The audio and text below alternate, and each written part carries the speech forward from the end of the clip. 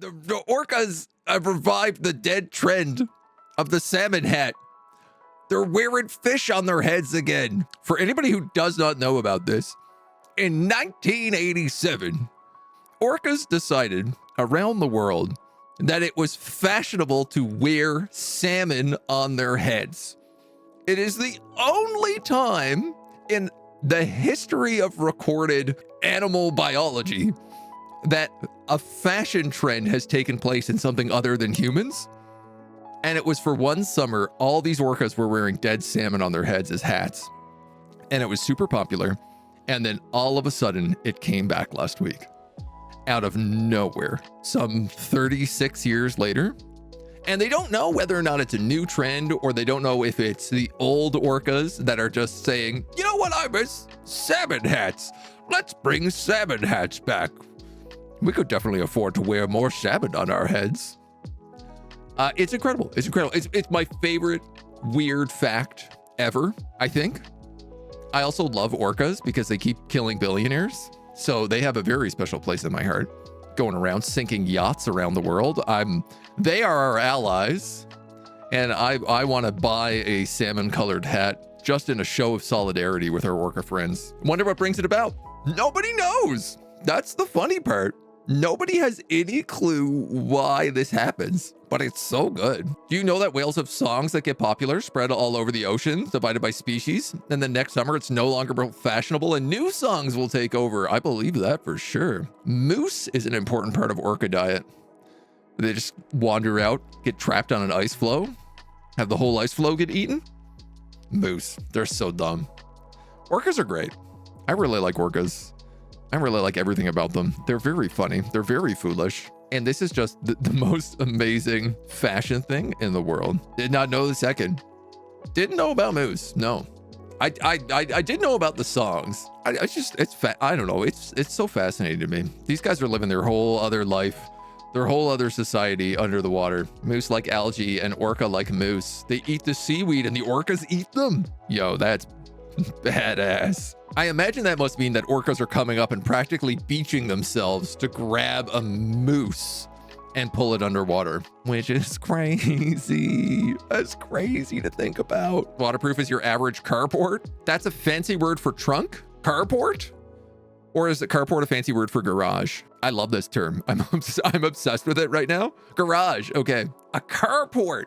Yo, I love that. I don't know if that's a translation thing or if that's a more common name for it where you are, but I adore it. The car hole. Ooh, la-di-da, Mr. Frenchman. A garage.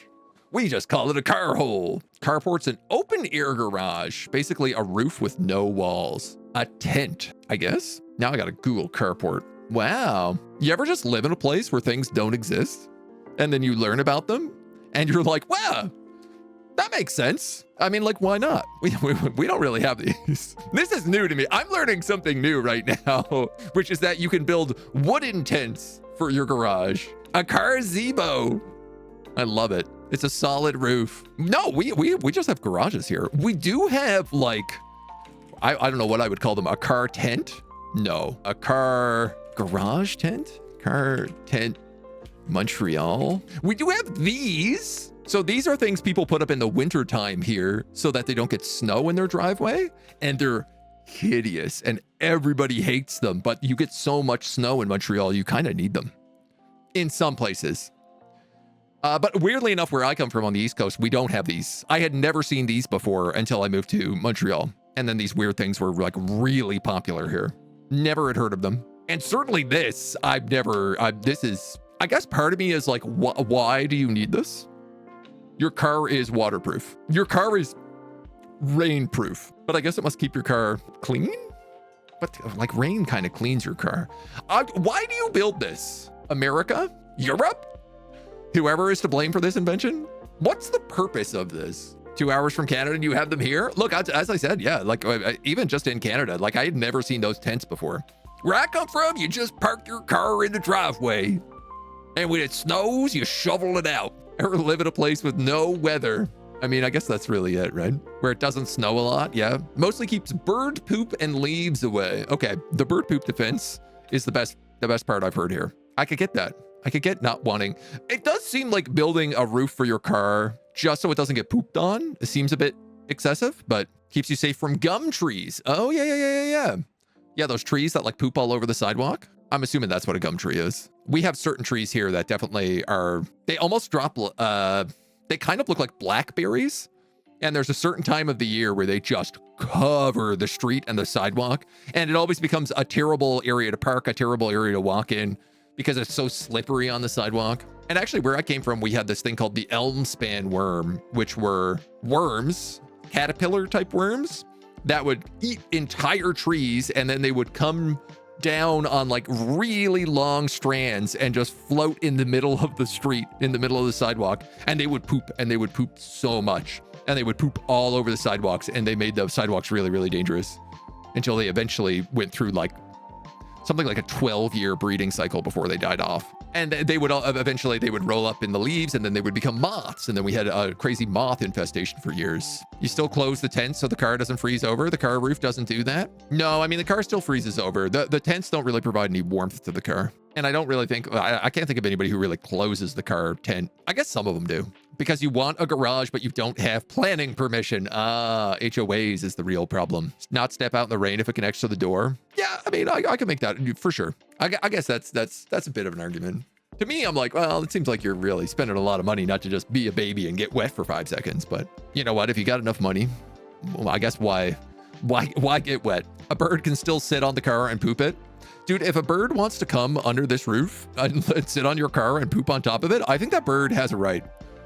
If he's going that far, you've done something to that bird. That's vengeance. Sun here, it gets to 43 degrees. Shade is really helpful. Okay, so that's something I didn't think about.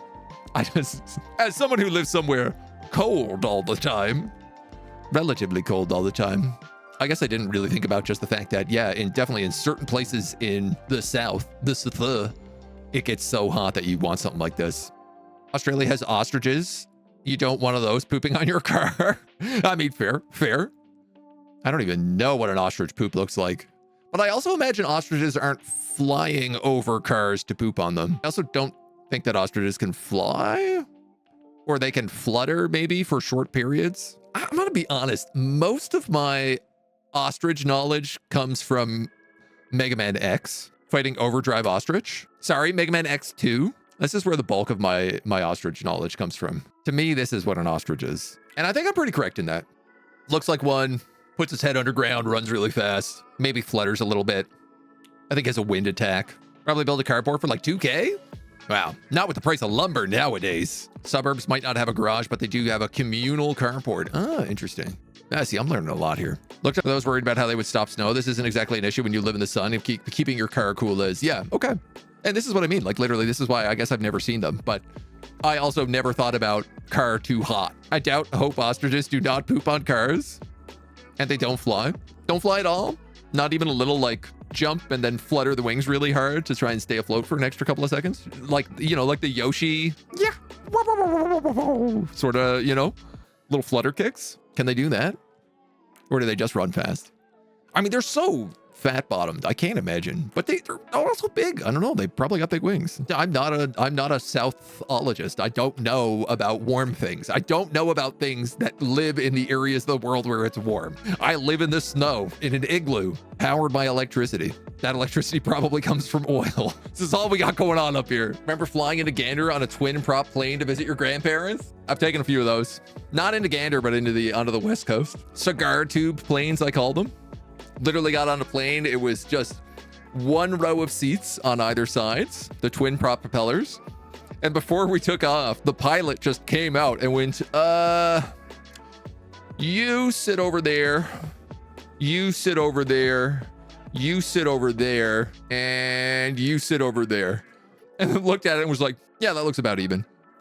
He was just rough weighing everybody on the plane and trying to make sure that there wasn't too much weight on one side of the plane. Never in my life had I thought, oh, I could die here. This could be it. This could be my number. So we have an abundance of cats this morning.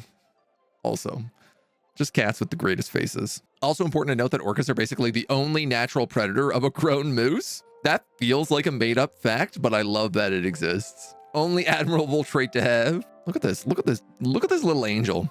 Really good cats this morning. Blue sky was just full of good cats. Good, sleepy, snoozy cats. I have the same scratch pad. Mona loves it. Nothing like a bunch of cardboard for a cat to just rip apart in pieces, in absolute tatters. So good. Rug or cat? You be the judge. Mona has also taken to sleeping like this. We have like a fake fireplace heater. It's just like just underneath our TV. And it's really funny because now we turn it on and Mona will spread like this, just like this cat underneath the fireplace. And I don't think the heat is actually reaching her on the carpet, but she lies in front of it as if it is a real fire, and just toasts her chestnuts. Cat doesn't like cardboard. One of my cats loves it. The other cat hates it. We have two different scratching posts. One is one of those cardboard ones, and the other one is like a rug pillar, almost like a, I don't know, like a woven hemp pillar or something like that. And Cindy likes that one, but won't touch the cardboard really. And Mona will only use the cardboard and won't touch the other one. They're weird. Cats can't ever figure out what they're doing. Think they're broken. To shreds, you say? Placebo flames. Exactly, Clay. Sometimes you just see the fake flames, and that's enough to warm you up. That's enough to warm up your toe beans.